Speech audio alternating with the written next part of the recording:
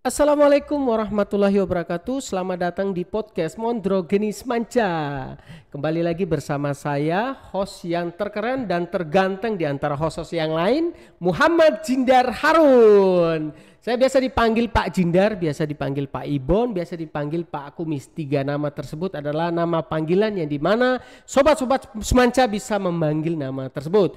Dan hari ini saya tidak sendirian, saya bersama salah satu narasumber yang sangat luar biasa. Beliau ini belum dipanggil ke YouTube dan juga podcast-podcast yang lain. Ini khusus di edisi kali ini ya, sobat-sobat semanca semua. Beliau adalah salah satu guru mata pelajaran matematika dan beliau juga menjabat sebagai staf kurikulum. Tiada lain dan tiada bukan, beliau adalah Bu Tias Nurbekti Wahyuni. Hai Bu Tias. Halo semuanya, Sobat Mandra Geni. Ya, Sobat Semanca, Sobat Semanca. Ya, okay. Gimana kabarnya Bu Tias hari ini? Alhamdulillah sehat. Sehat ya. Gimana ini keadaan-keadaan di luar sana Bu Tias? Keadaan di luar sana kadang panas, kadang hujan, ya kadang ditolak siswa. Banyak hal ya yang jenengan dapatkan ya. Iya banyak Pak. Aduh. Kadang apa ya? Kadang ada siswa tidur. Ya ada sedih ada. Ya, kadang seneng. Ya kadang kan? senangnya juga. Itulah ya. kehidupan. Ya, Kalau itulah hidup kehidupan. senang terus kan juga kurang menikmati, kurang menikmati. Tidak bergelombang nanti. Ya. Oke Bu Tias, hari ini edisi kita pada podcast ini kita punya tema. Apa tuh? Tema kita pada edisi podcast Mondrogeni edisi kali ini adalah tentang kenali, pahami, dan taklukan TKA 2025. Kenapa saya harus pelan-pelan memberikan informasi terkait dengan tema? Karena ini harus penjelasan yang sangat panjang nanti dari Bu Tias. Kita kenali, ayo kita kenali, terus kita pahami benar-benar dan kita taklukan TKA 2025.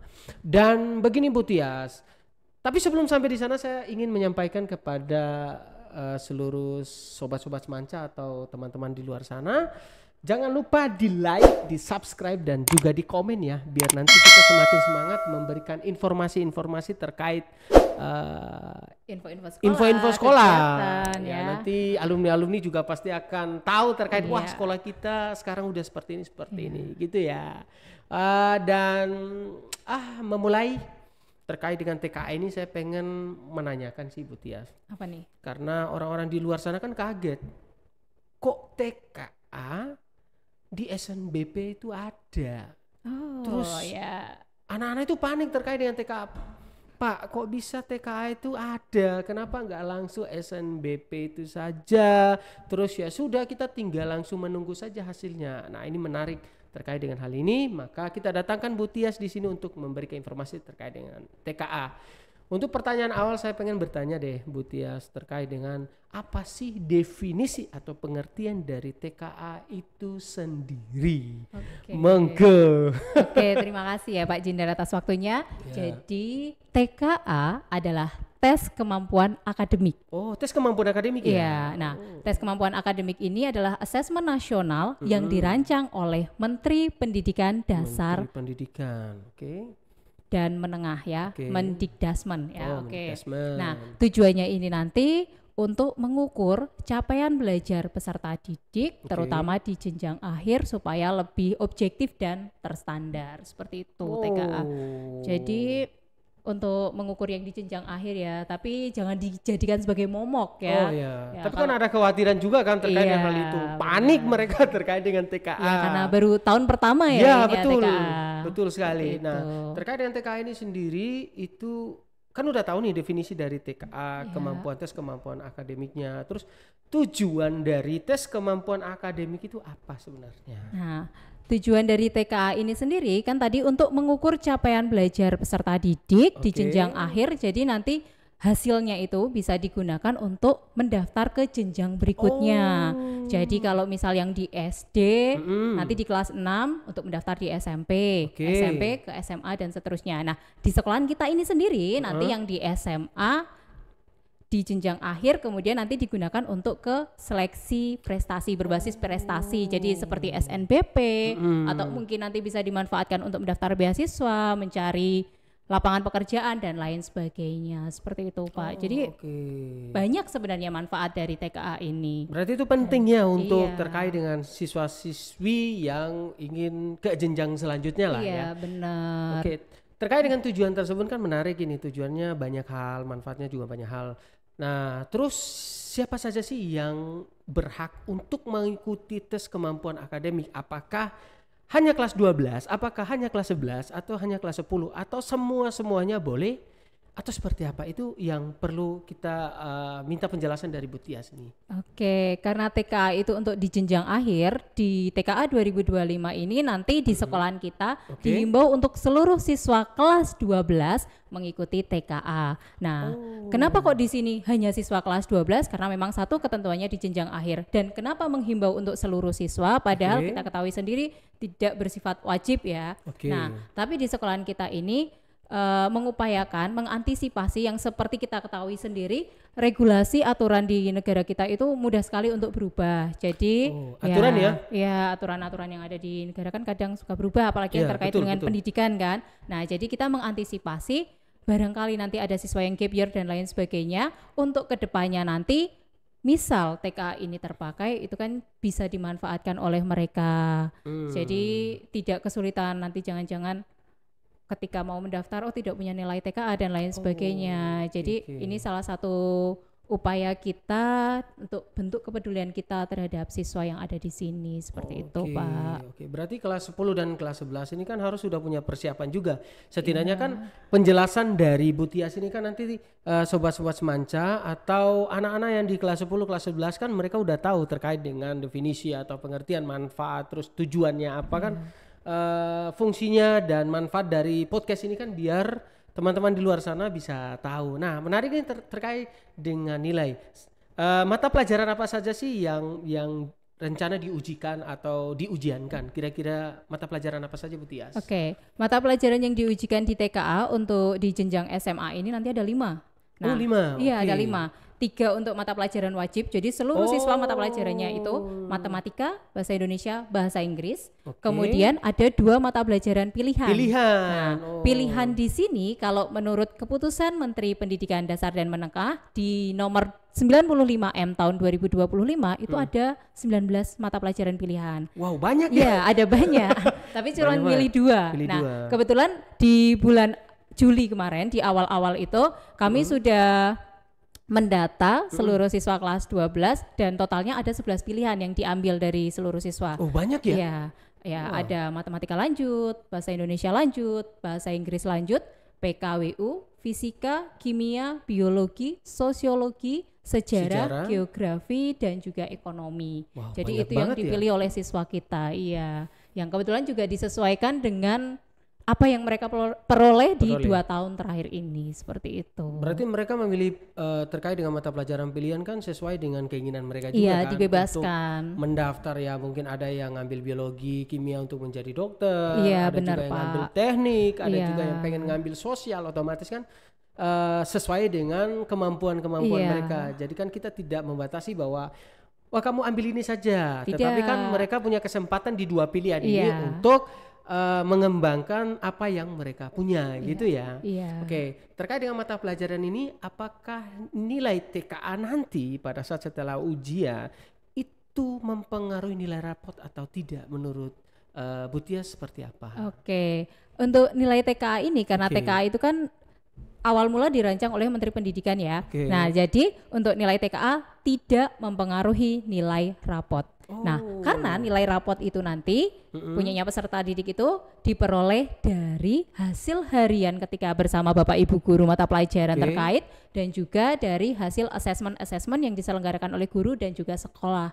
Jadi tidak mempengaruhi. Sedangkan hasil TKA ini nanti kan dari siswa ketika mengerjakan kemudian diolah dan diolah dan diproses oleh pusat. Nanti dari pusat memberikan hasilnya kepada sekolah, sudah berupa sertifikat, nanti dari sekolah tinggal memberikan sertifikatnya kepada peserta didik. Jadi murni urusan pusat untuk TKA.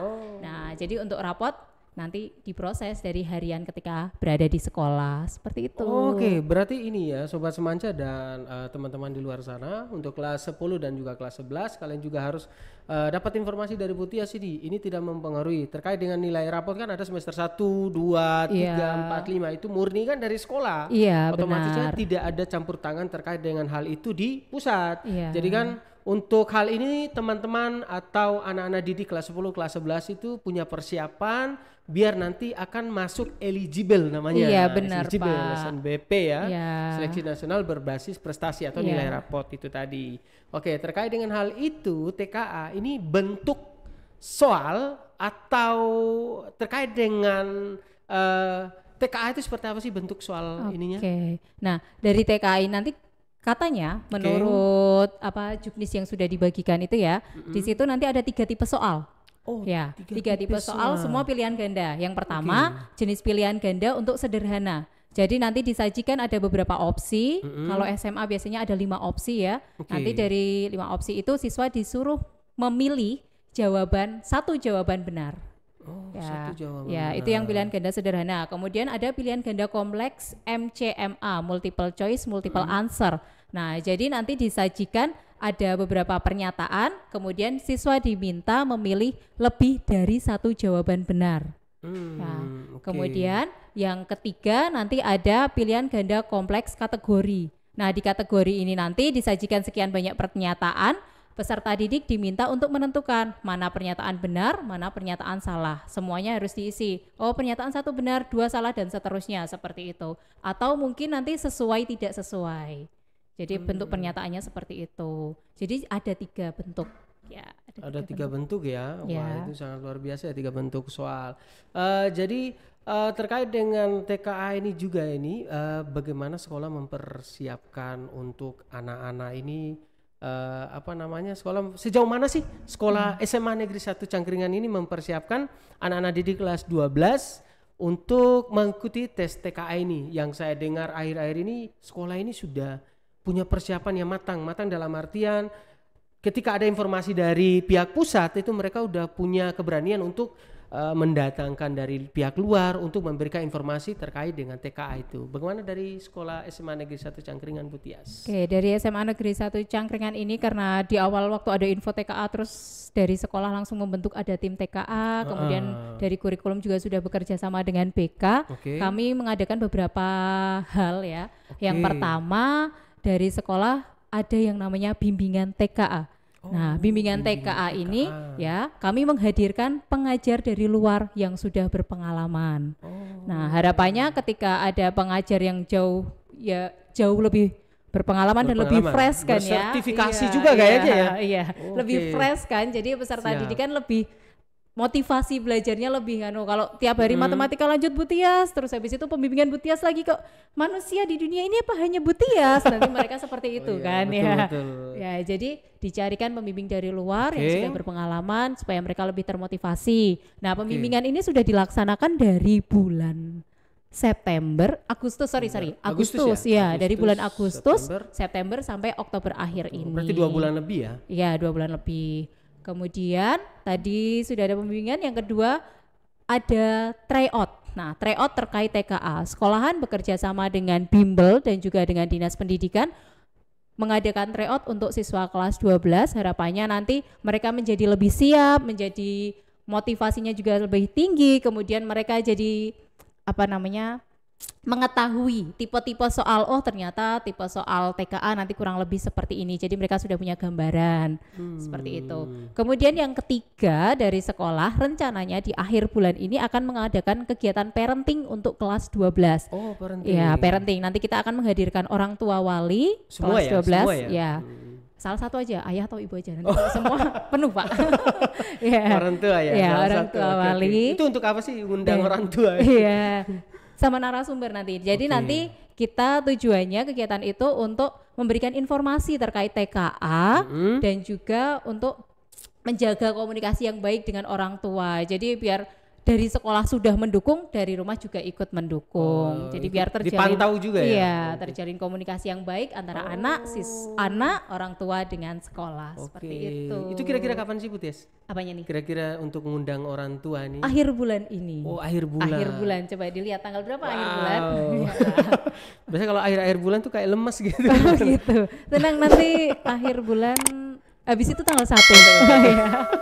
Oke, menarik ya terkait dengan undang orang tua juga untuk mempersiapkan anak-anak kelas 12 ini untuk tes kemampuan akademik. Oke. Terus terkait dengan tes ini, itu manfaatnya apa sih sebenarnya ini? Manfaat untuk anak-anak itu biar nanti anak-anak itu punya semangat gitu.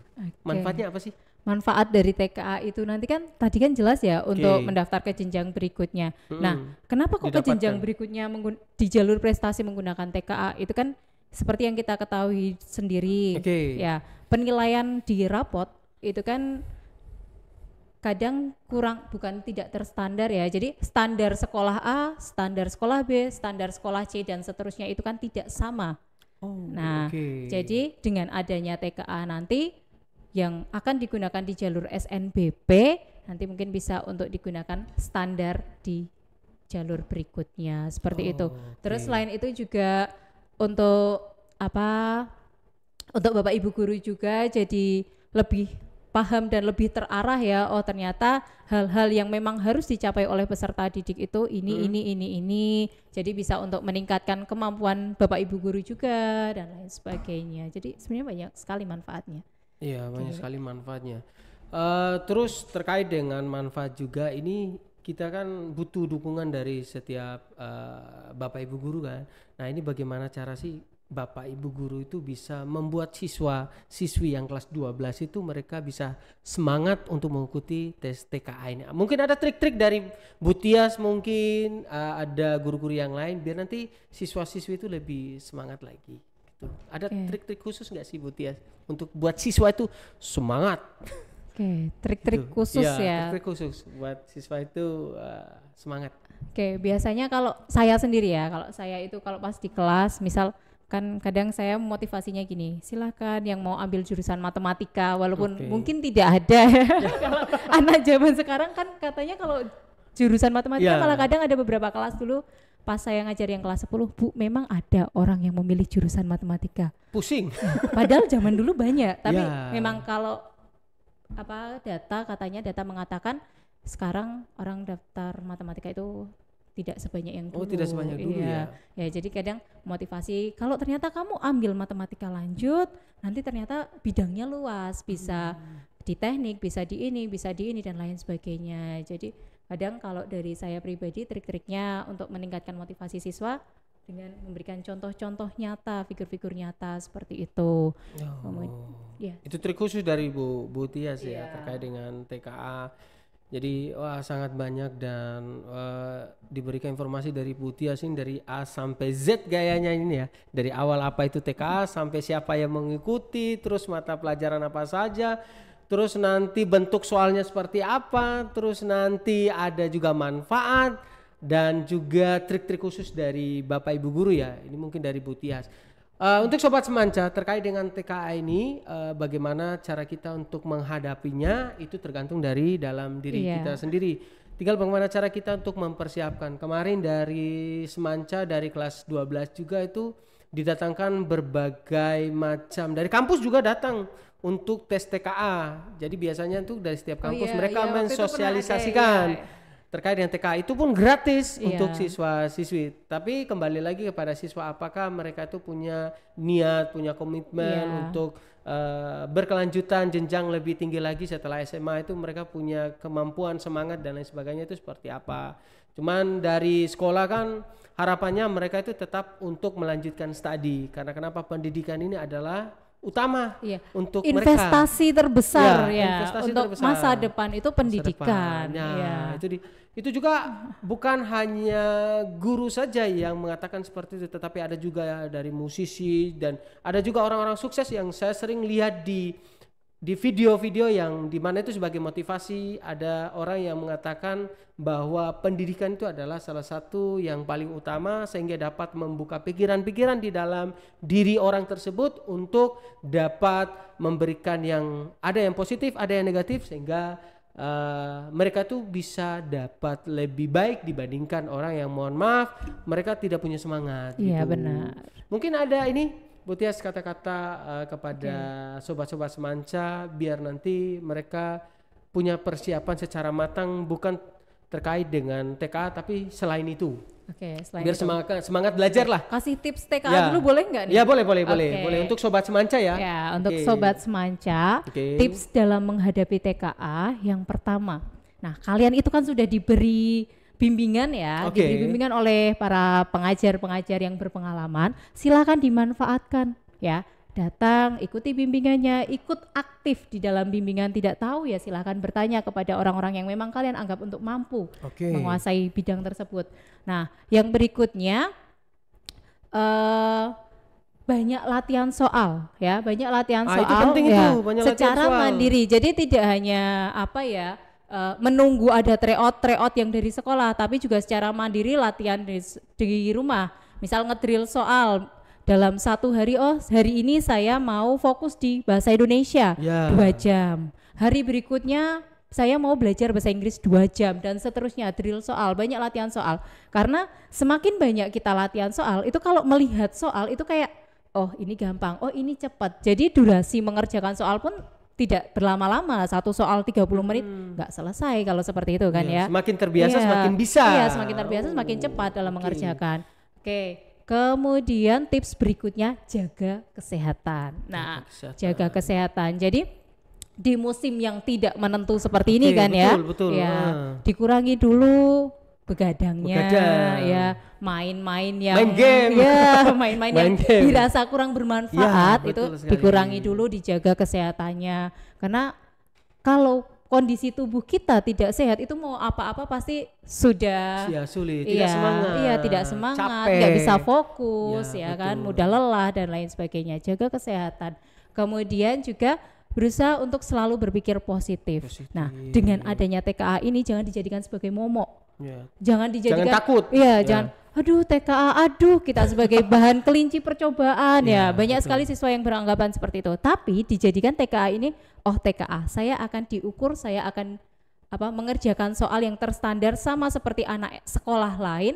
Berarti saya harus menguasai itu.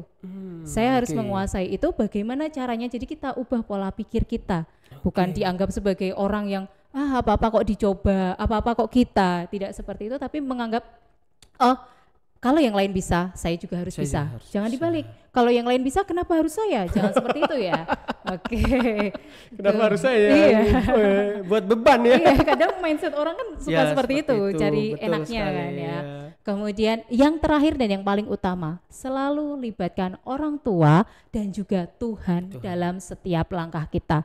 Jadi minta doa restu orang tua, kemudian jangan lupa ibadahnya juga semakin diperkuat seperti itu. Itu tips untuk menghadapi TKA dan mungkin juga tips dalam menghadapi kehidupan ya. Sama aja ya. kan? Iya.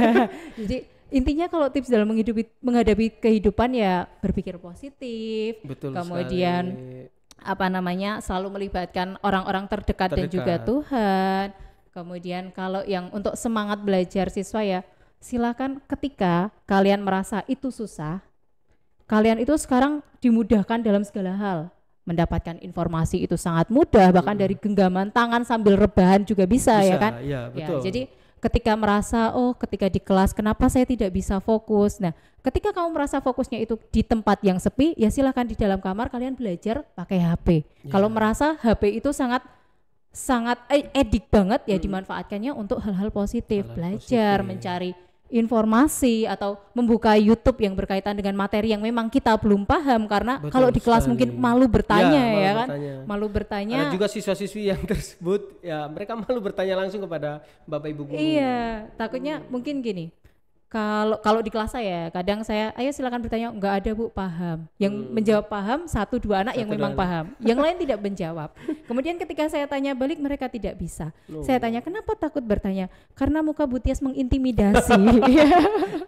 Ya, katanya seperti itu. Ya, kalau kamu merasa terintimidasi, kamu belajar.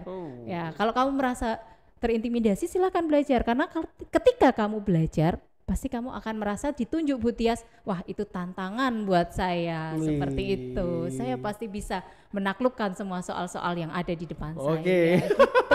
Sangat luar biasa penjelasan dari Bu Tias, wah sangat panjang lebar ya buat sobat-sobat Semanja di luar sana atau anak-anak kelas 10, kelas 11 dan juga terutama kelas 12.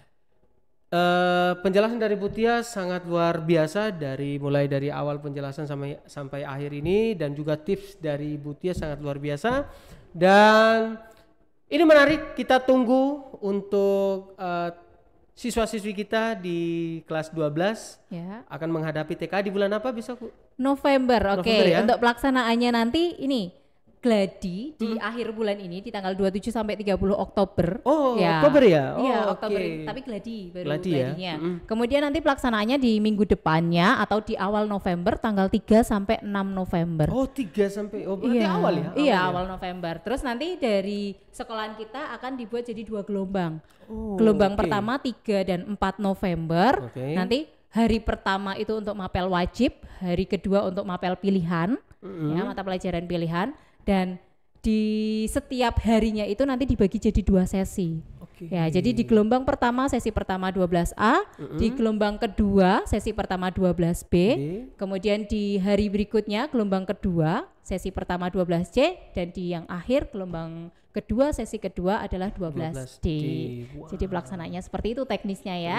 Diingat ya, ini sudah bocoran ya, bocor halus nih, bocor. Di notes ya, biar nanti sobat-sobat Semanja dan juga kelas 12 yang menonton podcast ini biar mereka mempersiapkan lebih matang lagi gitu ya. Oke, sobat-sobat Semanja, akhirnya kita bisa tahu tentang TKA, tes kemampuan akademik, dan informasi dari Bu Tias semoga menjadi informasi yang sangat bermanfaat untuk kita semua dan juga sobat-sobat Semanja di luar sana dan siswa-siswi kelas 12 tentunya. Mungkin edisi kali ini kita sampai di sini Bu Tias. Terima kasih dari Bu Tias sudah mau memberikan informasi yang sangat berguna untuk kita semua. Terima kasih atas waktunya Bu Tias. Dan kita akan bertemu kembali di edisi-edisi berikutnya dengan tema yang berbeda tentunya, gitu ya. Mungkin dari kami, dari host yang paling ganteng dan paling ceria ini, kita edisi kali ini kita cukupkan sampai di sini. Kita ketemu lagi di podcast Mondrogeni berikutnya. Dari kami cukup sekian. Assalamualaikum warahmatullahi wabarakatuh. Dadah sobat.